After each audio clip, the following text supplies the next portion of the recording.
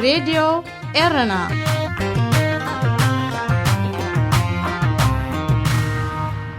أب جرمن شمونت إيرتراويان نابناي صعنت مكينات عبعبهم ترغيبهم قداماي منيستر سودان تنك نعبي زوبا كسلا نزغونه أم حداري كم مزنتو سقيقو بريزيدنت ترامب سراويت أمريكا كاب سومال كوتصم مدابو تحبيرو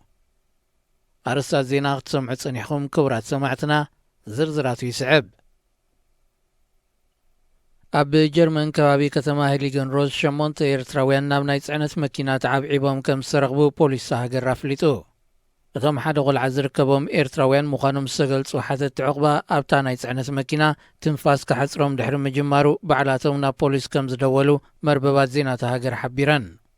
ነበርቲ ናይታ ምዕራብ ጀርመን እትርከብ ንእሽቶ ከተማ ብወገኖም ካብታ ናይ ጽዕነት መኪና ነነጢሮም ክወርዱ ከም ዝረኣዩ ምስክርነቶም ኣካፊሎም መራሕታ መኪና ንፖሊስ ኣብ ዝሃቦ ቃል ነዳዲ ክመልእ ኣብ ጥቓታ ከተማ ደው ድሕሪ ምባሉ እቶም ሓተት ዕቑባ ነነጢሮም ከም ዝወረዱ መልኪቱ ፖሊስ ጀርመን ነቲ ዝሓለፈ ሰሙን ዘጋጠመ ፍጻሜ ምስ ዝተወደበ ዘይሕጋዊ ምስጋር ስደተኛታት ዝተኣሳሰረ ከይከውን ኣብ ምፅራይ ከም ዘሎ ገሊጹ እቶም ሓተት ዕቑባ ኤርትራውያን ምዃኖም እኳ እንተተገልጹ ዝኾነ ሰነድ ኣይጸንሖምን ቀዳማይ ሚኒስትር ሱዳን ዓብደላ ሓምዶክ ካብ ማሕዳሪ ዞባ ከሰላ ኮይኑ ንዝተመዘ ሳልሕ ዓማር ካብ መዝነቱ ከም ዝሰገጎ ኣገልግሎት ዜናታ ሃገር ኣፍሊጡ عبدالله حمدوك نتي محداري سوغولو مخنيات أنصارو أب كسلان بورت سودان دحر السغايدة تدقاقا من عبن تغومنيوم بفلا أبز حلف سومونتي كاب كابيلا بين عمر زغون محداري كاللز تقلب تغومون أدمان بهيرا بيجا نودا بورت سودان كلتا محلتات كمز السناخل جيريو اتي كاب سبيلا وغن مغانو سغلت صالح عمار مسغاقر منقس السودان بزغومة وتحدرو أكاليو أبورح حملة نايز عمت زي تمزيزو እንተኾነ ዞባ ምብራቕ ሱዳን ዓብለልቲ ዝኾኑ ብሄረ ቤጃ ኣንጻሩ ኣድማን ናዕብን ከካይዱ ጸኒሖም ብሰንኩ ዝተኻየደ ተደጋጋሚ ኣድማን ናዕብን ሓያሎ ሰባት ክቕተሉ እንከለዉ ብሚልዮናት ዶላር ዝግመት ክሳራታት እውን ስዒብ እዩ ቀዳማይ ሚኒስትር ዓብደላ ሓምዶክ ብ13 ጥቅምቲ ብዘሕለፈ ውሳኔ ድማ እዚ ካብ ህዝቢ ብሄረ ቤጃ ተቐባልነት ዘይረኸበ ማሕዳሪ ከም ዝእለ ገይሩሎ بريزيدنت دونالد ترامب أب سومال توافيرو زركب سراويت أمريكا كوتصم مدابو تحبيرو زتفلاليا معكنات زينا نو تهدراو منشتات بمتكاس ساب زغربو زرلو حبريتا ازي بريزيدنت أب سومال زركب سراويت أمريكا زسحبرلو أقبابات بزملكت مسحلفتي تصتان أزستي سراويتن يزت خمزر لحبيران بريزيدنت ترامب نسراويت أمريكا كاب سومال كسحب زمدبولو زرلو مخنيات أب غوسغواس داقماي مريجا كحقزو يخيليو كاب زول قمتات مخانو تنتنتي ردو أمريكا بشحنجة عتميزن 91 كاب سومال تقليلا سراويتا دحر مسحبا أبز حلفة حمش عمتات بزي وقعو مقدي سراويت كتوافر تصني حياة أبزوان زياب سفل لي سلطناتات فولي سرحيتاتن زتوافرو أستاد شمونت ميتو تهدرات أمريكا أب سومال كمزرلو يقلات يغون مبر هلاوية سراويت أمريكا يغون عقاب سلام سراويت حبرة أفريكا نتصتا سومال كرقاقن هلاوية شباب كقتن كم زيك على إفلات زينا أبزي فتصم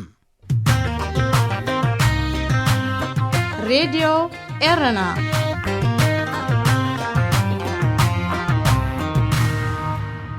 ጫውጫውታ ፖለቲካ ሃገርና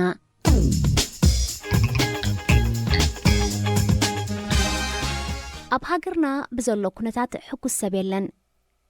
እዚ ሙሉእ ሓሳብ ዚ ክትዕ ክላዓል ተባሂሉ ዝሰፈረ ኣይኮነን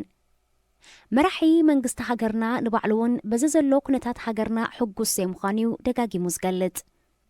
ካብቲ ናትና ዓይነት ዝፍለ ይኹን እምበር ንሱን ድላይ ለውጥ እዩ ዓዲ ጽቡቕ ኣሎ ዝብሉ ናይ ማዕዶ ኣድነቕትን ኣምለኽቲ መንግስትና እንተኾኑውን ለውጢ በቲ ናይ መንግስትና መንገዲ ክመጽኦም ዘማዕድዎ بحفش أمبار بهلو كنتات هاجرنا زحقوس سيجا يلن يلنا دفيرنا كنمسكر نخلينا قل عبنا جرسي تبلاشي الله أبزنت بزي دقافي يخون تقاوم منقستي كسامع قدنيو انت خونا تتنكي من مخانيو نخلتي وقنات بعب مندق زفلاليو تنكز خلو أب هاجرنا زر أزلو تقامات أكايدانا تححزان الزلو منقستيو زبلو تقاوم تكلو خلو أبت حدا شنق مندق دما إذا خلو تقام زمت زلو منقستنا زي كونس ويانا إيو زبلو اللو እዞም ዳሕሮት ጉጅለ ነዚ መርገፂኦም ቁርባን መሓየሻ ኣቢሎም ወያነ ዘይኮነ ዘሸግረና ዘሎስ እቲ ዓባይ ሃገር ኣሜሪካ ዝብል ምርጫ ወሲዶም ኣለዉ ናብ ታሪኽ ምልስ ኢሎም እውን ብኢትዮጵያ ይኮናን ተገዚእና ነርና ኢትዮጵያ ንዓና ክትገዝእ ዓቕሚ ነበራን ኣሜሪካ ብውክልና ትገዝኣና ነራ ዝብል መብርህ እውን ሂቦሙና ነይሮም ብመግለፂ መንግስትና ኣሜሪካ ኣብቲ ዝርዝር ናይ በዓል ዓዲ እንግሊዝ ጣልያን ፈረንሳ ቤልጅየም ፖርቹጋል ወዘተ ተጸንቢራላ መንግስትናን ደገፍቱን ሽግር ሃገርና ካብ ግዳሚ ዝመጽእ ዘሎ ክብሉ ተቃውምትን መብዛሕትና ተዓዘብትን ድማ ጸገም ኤርትራ ካብቲ ዘመሓድራ ዘሎ መንግስቲ ዝነቀል ክንብል ከይተሰማማዕና ንቕጽል ኣለና መንግስቲ ኤርትራ ከም ኩሎም ካልኦት መንግስታት ዓለም ግዳማዊ ጸገማት ከጓንፎ ግድን እዩ ግዳማውን ውሽጣውን ጸገማቱ ክፈትሕ ምስ ዝኽእል ድማዩ መንግስቲ ኮይኑ ክቕጽል ዝኽእል ኣብ ሃገርና ዘሎ መንግስቲ ግና ብዘለዎ ክቕጽል ይድሌቱ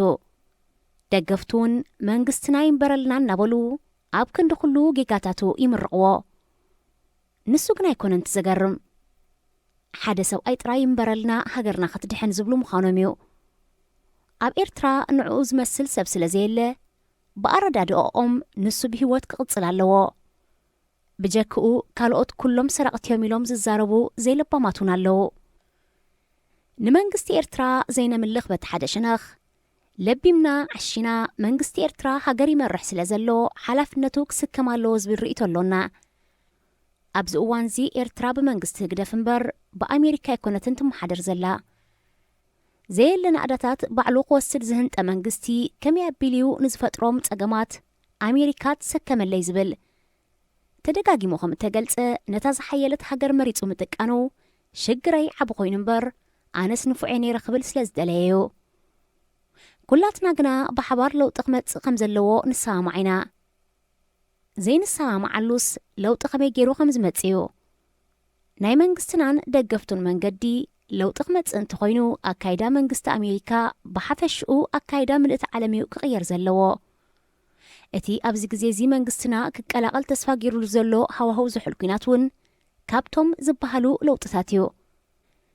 መን ይፈልጥ ኣብ ሓንጎል መራሒና ምውናን ኒኩለራዊ ቦምባታት ብብዙሓት ሃገራት ምጥቃሙን እውን ከም ሓደ ኣማራፂ ይውሰድ ይኸውን ቅድሚ ሕጂ እዚ ቦምባ እዚ ኣሜሪካ ካወነነቶ ካልኦት እውን ናይ ምውናኑ መሰል ከም ዘለዎም ክምድር ሰሚዕና ኣለና ለውጢ ብኢራን ወይ ብሩስያ ክመጸሉ ከም ዝሃርፍ እንተገመትና እውን ኣይኽፍኣልናን እዩ ምንቅስቓስ መንግስትና ነዚ ግምት እዚ ዘራጉድ ስለ ዝኾነ መንግስትና ክትንከፍ ከም ዘይብሉ ባዕሉ ልብዕብዩ ጽገናታት ክገብር ከም ዝኽእል ዝጠበቑን ኣለዉ እስከ ነቲ ምጽጋን ዝበሃል ኣምር ምስ ኩነታት መንግስትና ኣተኣሳሲርና ክንሪኦ ክፍትን ጽገና ክገብር እንተኾይኑ መንግስቲ ኤርትራ በይናይ ክጅምሮ ዜጋታት ከም ቃሕትኡ ምእሳር ዲ ኸቋርጽ ነዝኸ ከመይ ኣቢሉ ክፍጽሞ ልዑላውነት ሕጊ ድዩ ኸረጋግጽ ከምኡ እንተኾይኑ ነቶም ብዘይ ሕጊ ኣሲርዎም ዘሎ ኣሸሓትከ ናብ ፍርዲ ኸቕርቦም ድዩ እቶም ዳኛታትከ ነጻ ድዮም ክኾኑ ዝጣበቐሎም ክረኽቡ ድዮም እቲ ዝኣሰሮም ኣካልከ ከም ከሳሲ ኮይኑ ዲ ከቕርብ ወይስ ከሳስን ፍራድን ባዕሉ እዩ ክኸውን ናይ እስራትን ከም ድላይካ ምእሳርን ጉዳይ ኣጽኒሑ ካልእ ጽገናታት ክገብር እንተፈተነኸ ኩሉ ኮንተ ይኸውን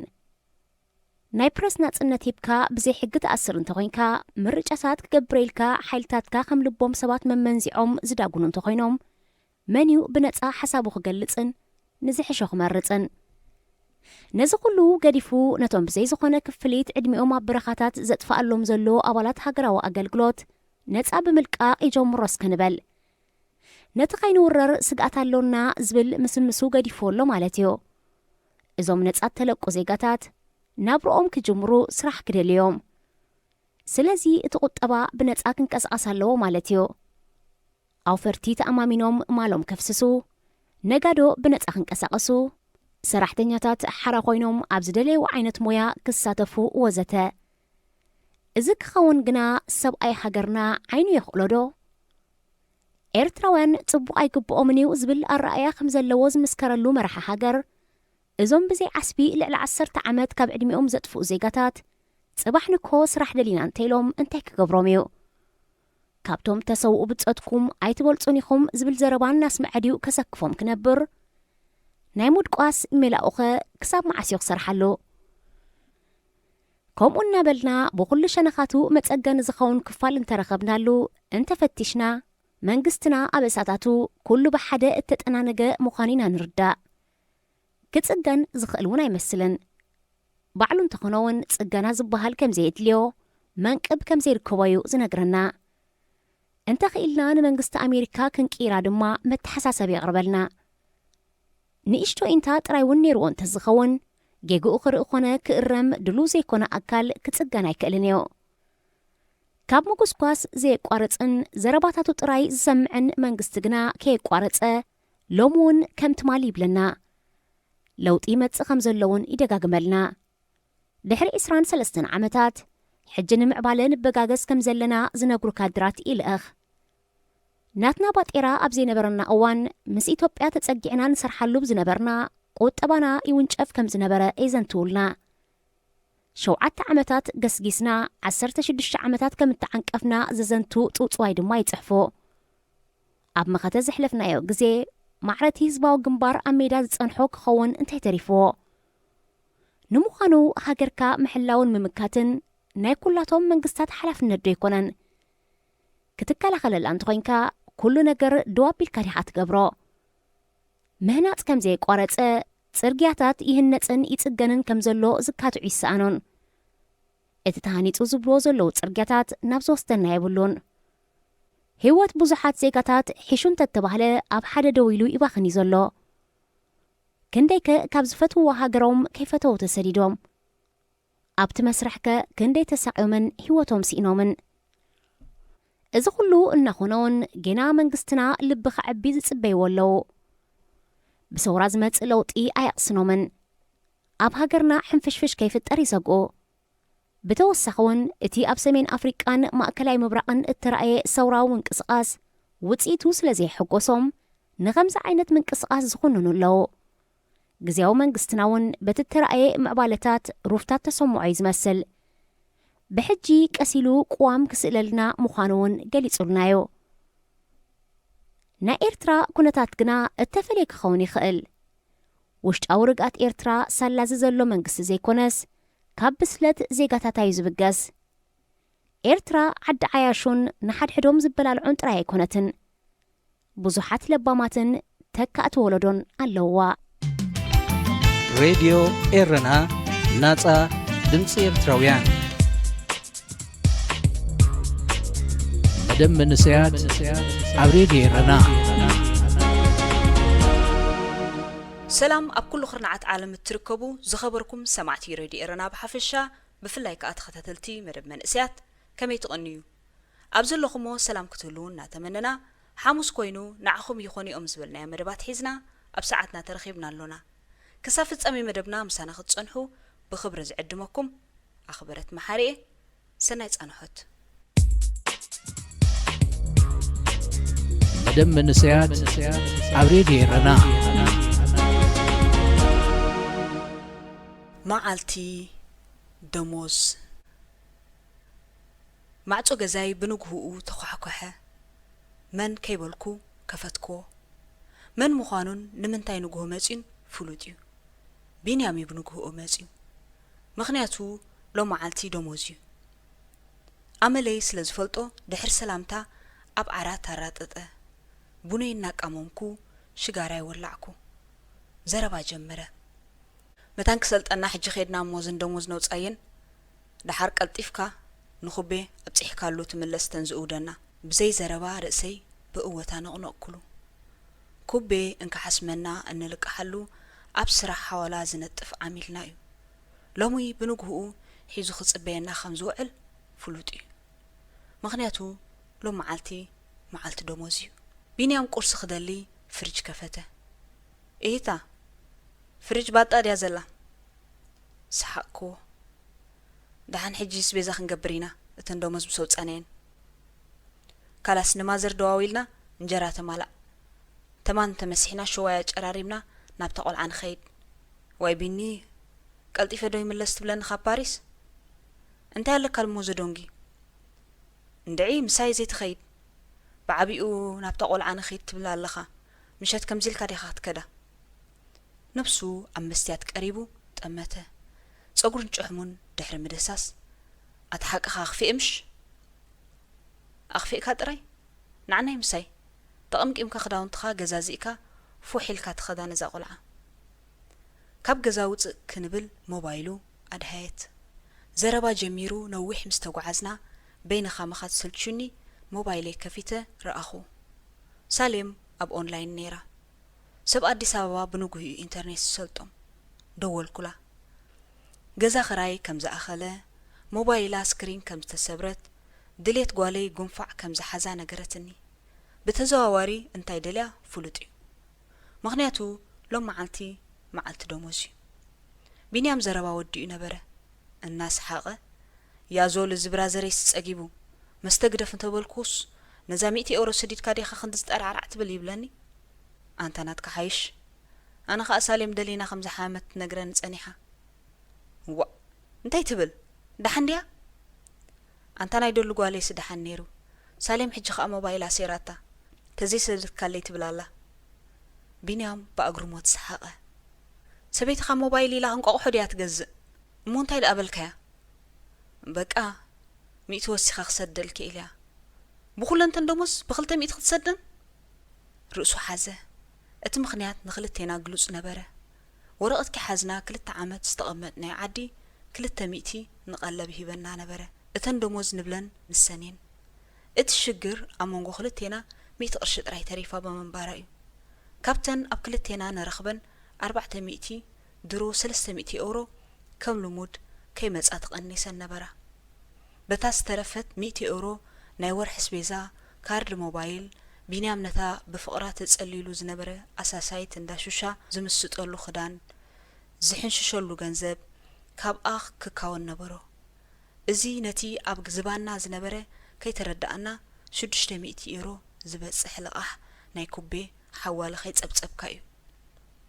ገንዘብና ካብታ ማሽና ውፂና ደጋጊምና ቆጸርናየን ወላኳ ከይተላለና ይፋነዋ እንተነበራ ንብዓት ብዝቆጸረ ዕንቲ ጠመትናየን